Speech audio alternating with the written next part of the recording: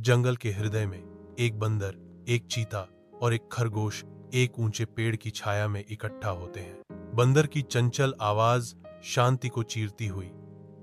चलो आज कुछ मजा करते हैं, चीता धीमी गड़गड़ाहट भरी आवाज में जवाब देता है। सहमत खरगोश अपनी नाक को हिलाते हुए धीरे से प्रतिध्वनित होता है। सहमत। एक लोमड़ी अपने घर के सामने बैठकर आम बेच रही है। एक बंदर, चीता और खरगोश चुपके से आते हैं। आम गायब हो जाते हैं। लोमड़ी चिल्लाती है, मेरे आम कहाँ चले गए? शेर बादशाह अपने दरबार में बैठा है। तोता आकर बताता है कि बंदर, चीता और खरगोश ने लोमड़ी के आम चोरी किए हैं।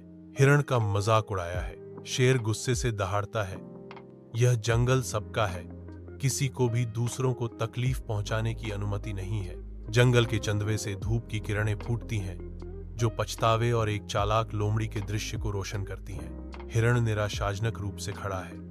आंसू बह रहे हैं क्योंकि वह विलाप करता है, मेरी पूंछ देखो, हर कोई मेरा मजाक उड़ा रहा है। बंदर, चीता और खरगोश पास ही खड़े हैं, पछताते हुए दिख रहे हैं। तभी बंदर कहता है, हमें माफ करना। हिरण, चीता और खरगोश अपना समर्थन देते हैं। चीता कहता है, हम आपकी पूंछ ठीक करने में मदद करना चाहते हैं। खरगोश विनती करता है, कृपया हमें मदद करने दो। जंगल के हृदय में लोमड़ी आम बेचना शुरू करती है। पेड़ों के बीच हंसी गूंजती है और दोस्ती फिर से खिल उठती है। जानवरों के एकजुट होने पर हवा में खुशी भरी दोस्ती छा जाती है।